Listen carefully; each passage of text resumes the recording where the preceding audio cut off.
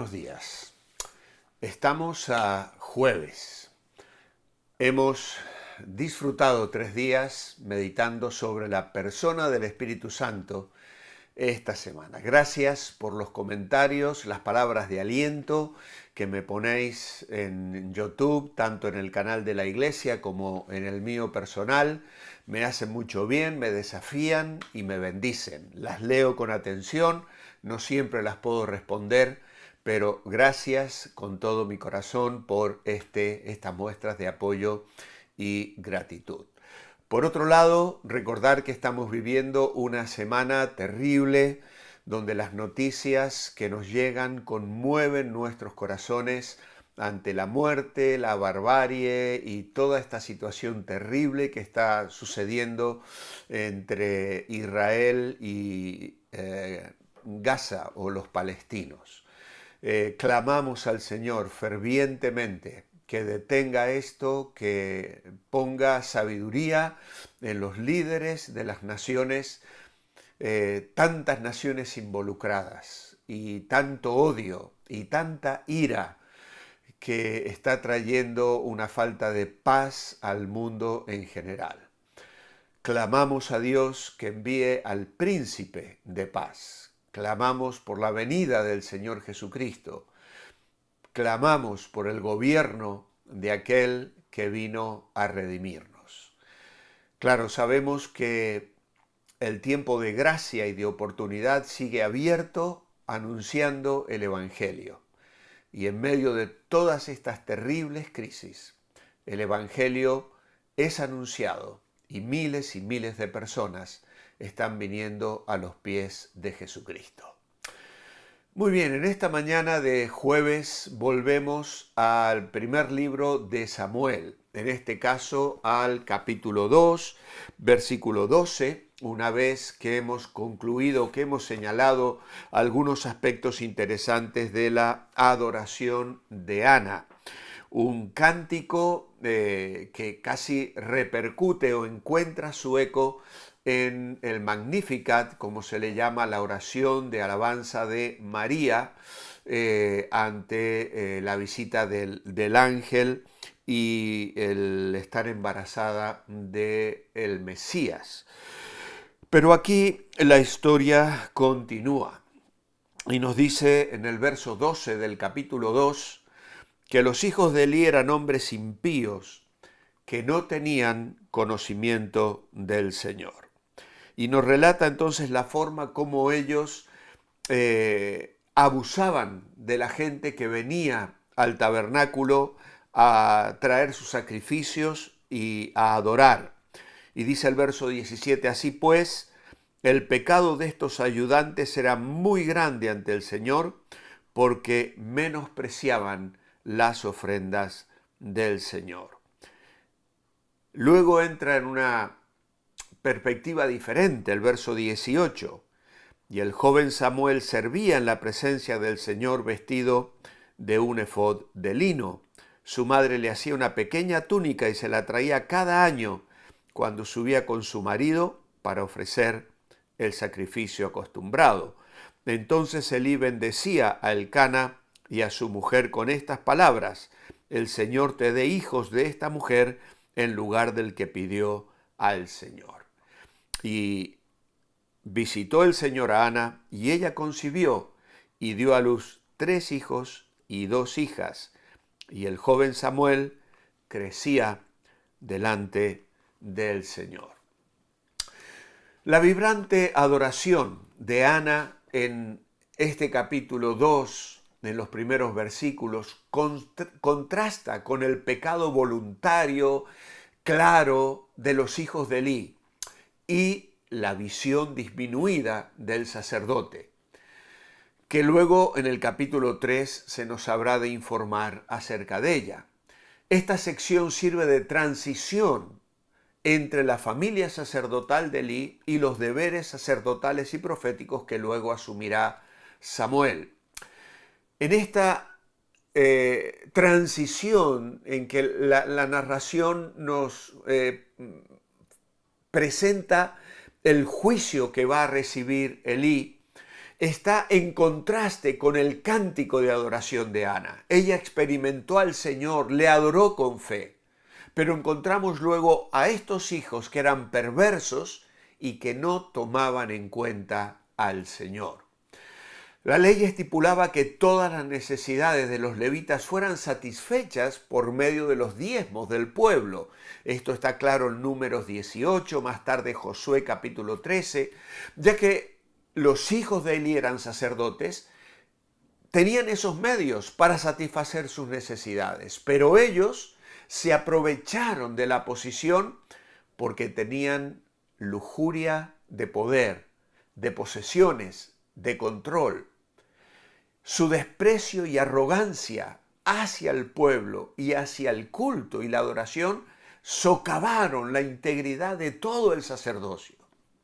Y lamentablemente Elí sabía que sus hijos eran malos, pero hizo muy poco para corregirlos, para detenerlos, incluso cuando la integridad del santuario de Dios se veía amenazada.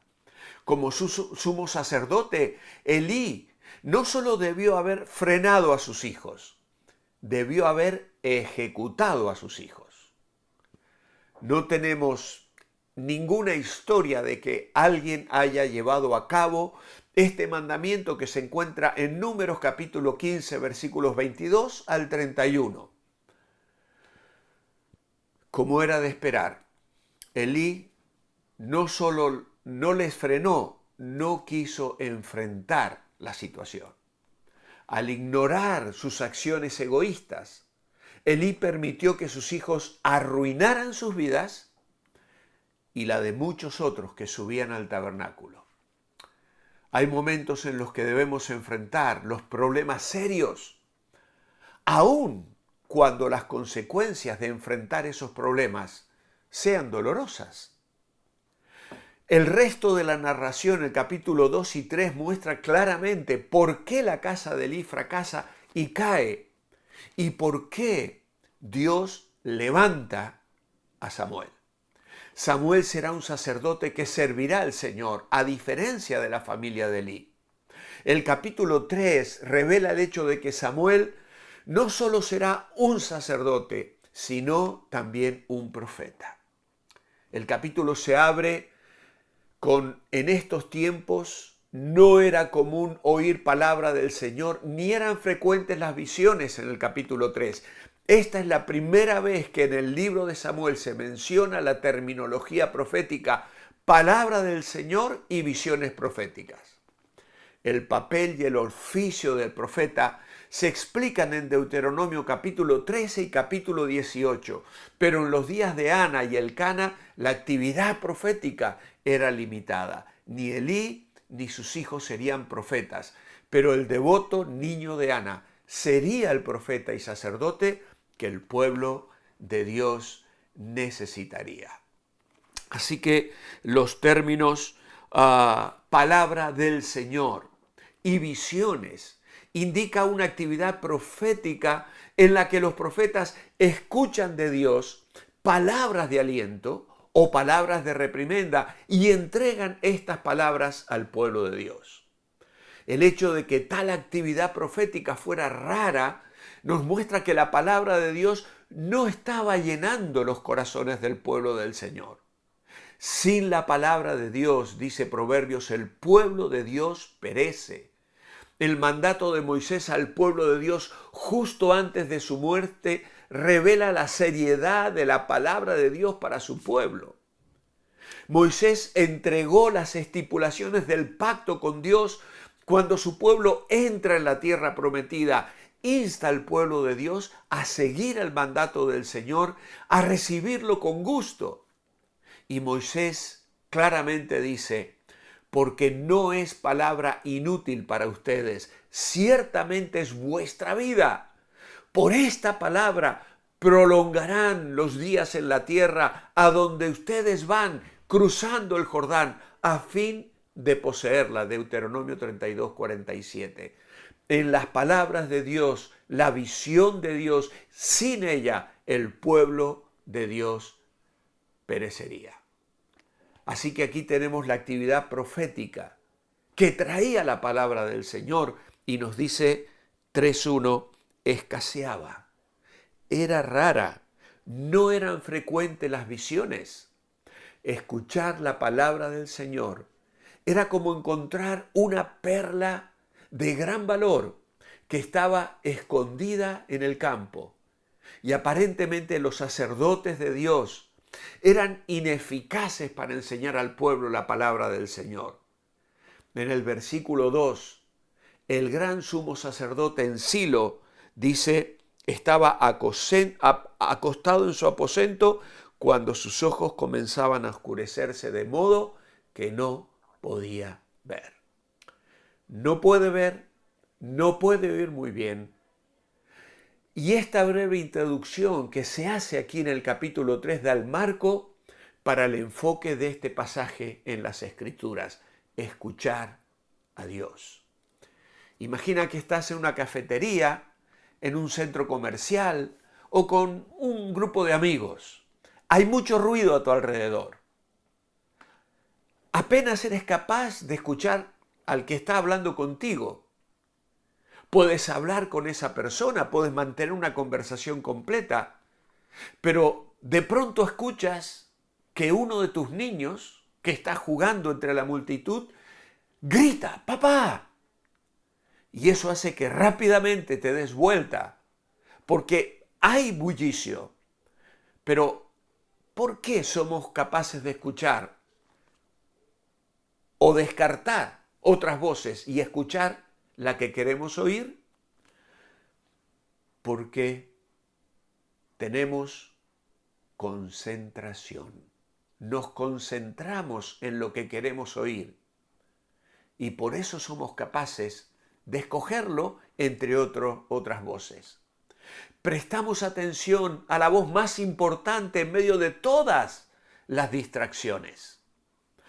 Recuerdo cuando mis hijos de pequeños jugaban con ¿dónde está Wally? Había que buscar en páginas llenas de dibujos dónde se encontraba este muñequito, este muchachito que era muy difícil de encontrar. Pero tenías que concentrarte y le lograbas encontrar. Aquí vamos a escuchar a Dios a partir del capítulo 3. Y vamos a ver que no es como encontrar a Wally. ¿Por qué? Porque Dios quiere ser escuchado. Él nos habla clara, verdaderamente. Dios habla a sus hijos. Escucharlo es posible, es beneficioso y necesario para que respondamos a la voluntad de Dios en nuestras vidas. Samuel aprendería a escuchar a Dios. Tristemente, los hijos de Elí desecharon completamente la palabra de Dios. Sus corazones se volvieron a la lujuria, al control, al robo, a la extorsión. Y Elí, viejo, sentado, acostado y ciego, perdió de vista el enfoque de la santidad y los límites que debió poner a sus hijos. Dios le diría a Samuel, no los ha estorbado. Padres que me escucháis, hay ocasiones en las que tenéis que estorbar a vuestros hijos. Ponerles incómodos será algo incómodo para vosotros también, pero será para su bendición, si lo hacéis obedeciendo la palabra de Dios. Padre, qué contraste entre Ana y los hijos de Elí. Qué triste cuando el corazón y la mente de una persona se cierra a tu palabra. Líbranos, líbranos, Señor, de caer en ese error. Ayúdanos a vivir cada día en tu buena voluntad. Oramos agradecidos a ti, en el nombre de Jesús. Amén. Os espero mañana viernes para cerrar esta semana de devocional. Manteneos bendecibles.